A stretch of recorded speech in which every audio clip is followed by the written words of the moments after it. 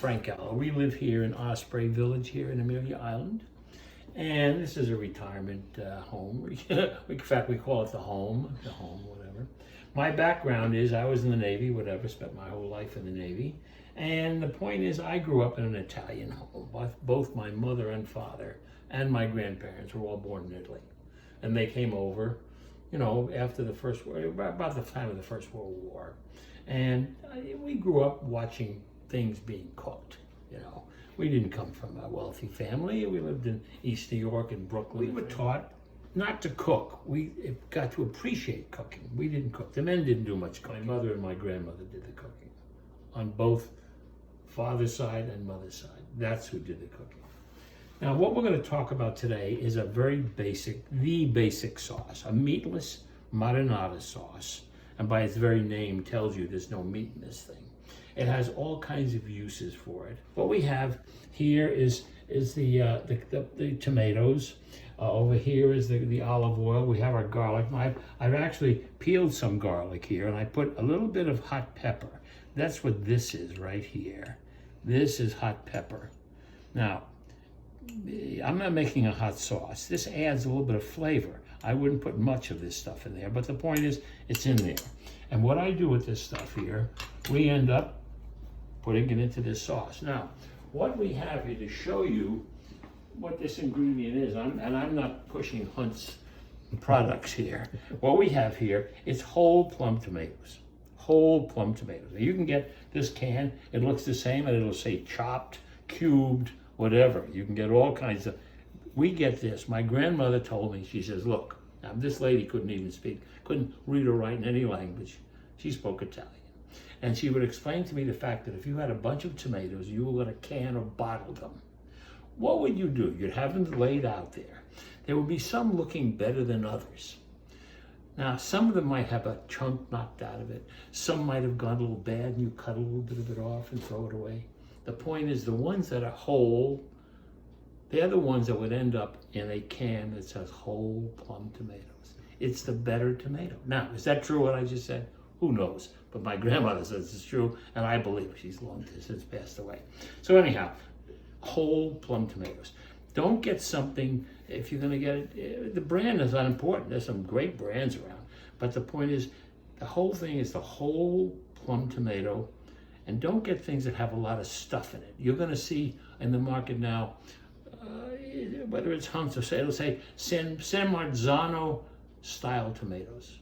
San Marzano is a place near Naples, just south of Naples. They make they grow wonderful tomatoes. Not to be believed, just terrific stuff.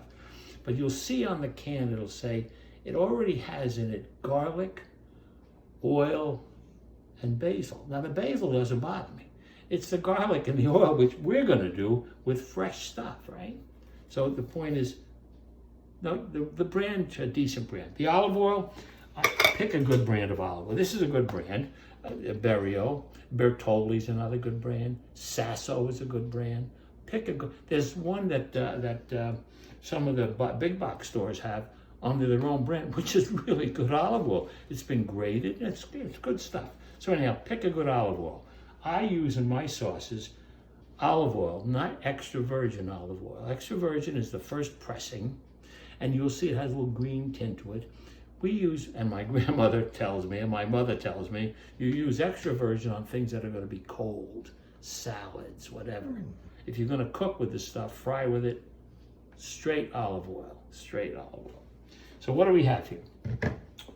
We've got a pan here. We're going to make 2 cans of this sauce, and we start out with this thing here on a low setting. And what we're going to end up doing here, we are going to brown this olive oil. We're going to brown the olive oil, brown the garlic, should I say? Going to brown the garlic, and the way I took one that I hadn't peeled yet, and just break it apart a little bit. Get the skin off, which comes off pretty easy once you squash it a bit, you know. But the point is that we're going to take this out. Now, some people will tell you, just take that garlic and just smash it down and just leave it in the sauce. Well, I was not brought up that way. We don't leave it in the sauce. We brown it, and we, in fact, take it out of the sauce. And that goes the same for that hot pepper that I have in there as well.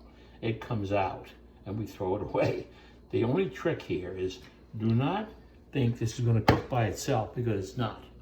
What you're going to do here, you're going to take this and you're going to fry that olive oil with the garlic in it, and you're going to brown it. If you leave it, it will burn that olive oil. In which case, if you do that, don't worry about it. Just throw the whole thing out, wash the pan, and start over. You know, the taste of burned garlic is not a good taste, so you don't want to fool with that.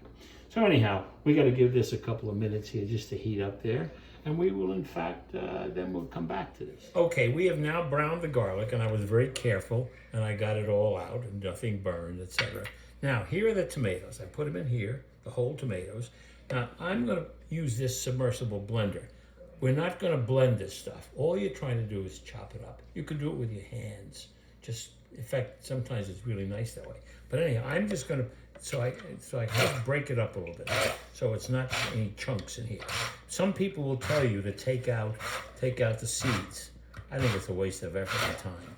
But notice I am not blending this. You know, it's just broken up. That's all. I mean, if you want to do that, you might as well just put it in a darn blender or something like that. You don't want to do that. You want to have it. You want to have a little substance to it. You know. Okay, there's the second. What we're going to do now, we're going to add a little bit of sugar to this. Now, why do we do that? There's acid in tomatoes. You want to cut that acid. And you could do this a lot of ways. We could have browned some onions into that olive oil. We could have fried some carrots in there. There's a little sugar in that. The point is, we didn't do that. What we ended up doing, we're going to put in about 2 teaspoons, 1 teaspoon per can into this right here. We're just going to put it in there, and we're going to stir it up a little bit, right? To make the taste a little better. I've got some basil that I just picked out of my garden here, which I have in the back. You can clip it up with a scissor, or you can break it with your fingers. People will tell you break it with your fingers. I'll tell you the truth, I'm not so sure it makes a whole lot of difference, to be honest with you. Turn it down to a simmer, right? Okay, now what is this sauce going to be good for? This sauce is a very basic sauce. What can you use it for? You can use any kind of pasta, except in our family, you would not use this on linguine. Linguine is for a white sauce, a fish sauce. You want to use it on linguine? That's your own business. But the point is, that's what we did. We'd use it any kind of it all. You can use this, start with the same sauce if you're going to make chicken cacciatore. You can use this sauce for that. You want to make pretty much anything. If you had raviolis that you had made, homemade ravioli. I make homemade raviolis. They're pretty good. But the point is, you can use it for that. It's a basic sauce, not contrived. All you're depending upon is some good tomatoes, good olive oil, fresh garlic, and some basil. That's it. That's all you made here. And this sauce will go for damn near anything. Now, if there's an interest in this in the future, this kind of thing, I will show you how to do the same kind of sauce, essentially the same product, except the tomatoes we'll use might be plum tomatoes, fresh plum tomatoes, which will peel. We can use grape tomatoes, grape size. Cherry tomatoes, we'll cook it in a frying pan. But the point is, we will have browned the garlic, use that same little bit of hot pepper, same story, except you'll end up putting these tomatoes into this frying pan, let them soften up a little bit, mash them down, let's say with a potato masher, not mash, but push them down. When that's done, you can take the pasta and put it right into that frying pan and just mix it up and serve it right out of the pan. One dish, really nice. What do you have here on this table here, on the stove here, is this is the one that has a colander built in, really nice for doing this kind of stuff. That's a pretty good one. Oh, about 1.5 pounds, 2 pounds of pasta will fit in there, which is really nice, not having and this thing will rest on here, so you can take the pasta out when it's on there, really kind of nice.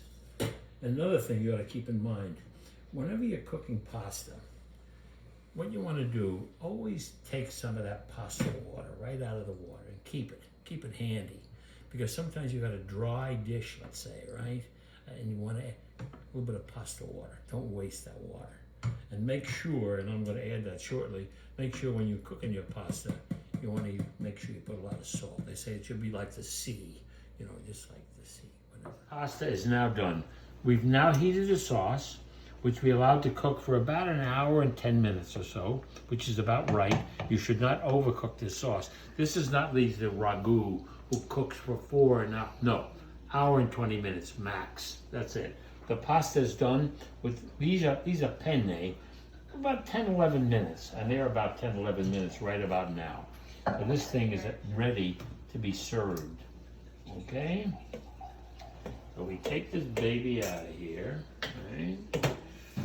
Okay, and we're gonna serve this hummer up. Okay, I don't know who this goes to, but decide size-wise on the pasta, right?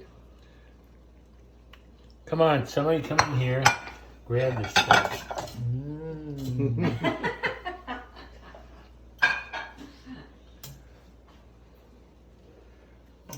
Okay.